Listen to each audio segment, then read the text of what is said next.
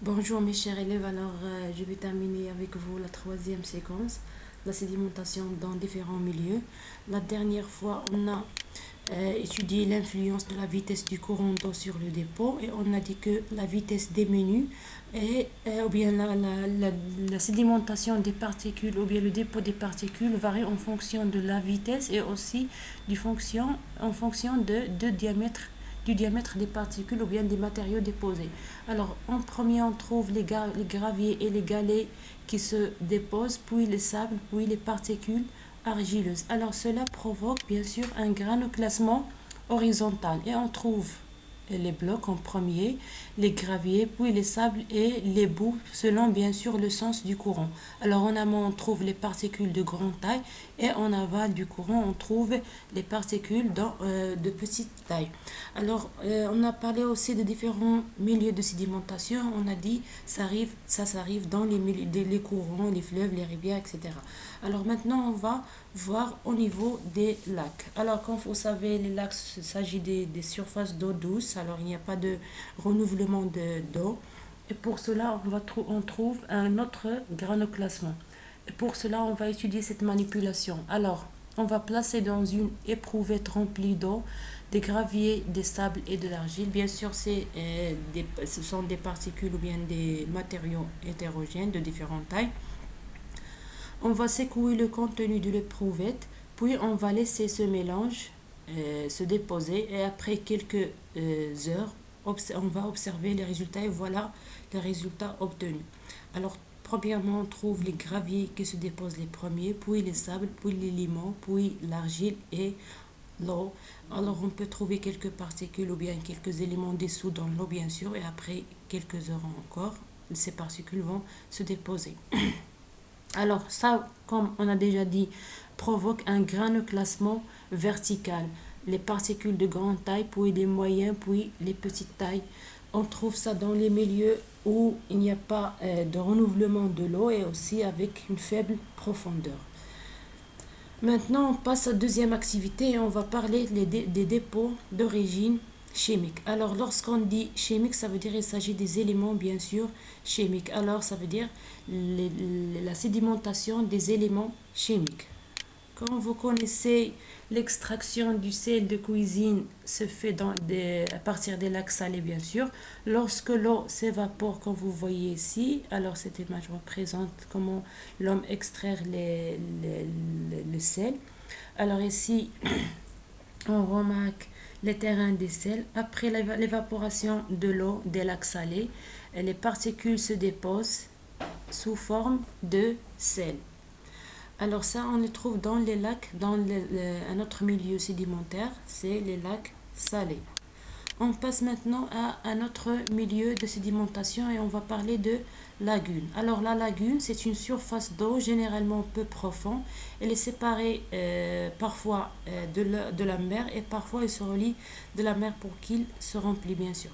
Alors après l'évaporation, les particules dessous dans l'eau se déposent. Comme vous connaissez que l'eau de mer est riche en éléments chimiques, plusieurs éléments chimiques, on trouve le potassium, sodium, calcaire, etc. C'est l'origine bien sûr de ces éléments, c'est les êtres vivants qui vivent dans l'eau de mer.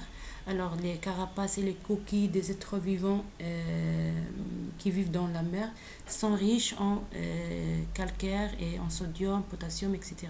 Lors de la mort bien sûr de ces éléments, de ces êtres vivants, les coquilles se décomposent dans l'eau et dans des éléments chimiques. Alors, une lagune est une surface d'eau généralement peu profonde, séparée de la mer par un cours d'eau littoral, comme vous observez ici, souvent constitué de sable fin. Ce cours d'eau se modifie naturellement, bien sûr, avec l'eau de la mer.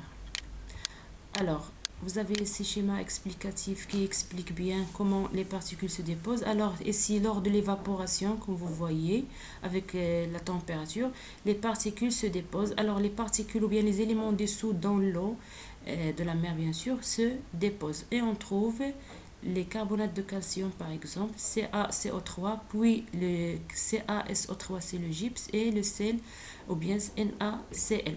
Avec l'augmentation de la température, comme on a dit, les particules se déposent. Il s'agit bien sûr des éléments chimiques et pour cela on l'appelle sédimentation d'origine chimique car il s'agit de la sédimentation ou bien le dépôt des particules chimiques NaCl, CaSO3, CaCO3, c'est des éléments chimiques.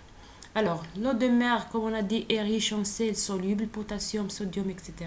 Dans les lagunes, l'évaporation, comme on a dit, entraîne la sédimentation des sels, gypse ou bien carbonate de calcium, tout ça comme on a déjà dit, et s'agit de la sédimentation des éléments chimiques et pour cela, ou bien cela donne le nom de la sédimentation chimique ou bien le dépôt d'origine chimique. On passe maintenant aux troisième activité, les dépôts d'origine biochimique. Alors biochimique ça veut dire vie et chimique bien sûr il s'agit des éléments chimiques. Alors la différence entre biochimique et chimique, c'est que dans les dépôts d'origine biochimique, on trouve les restes ou bien les carapaces ou bien les coquilles des êtres vivants.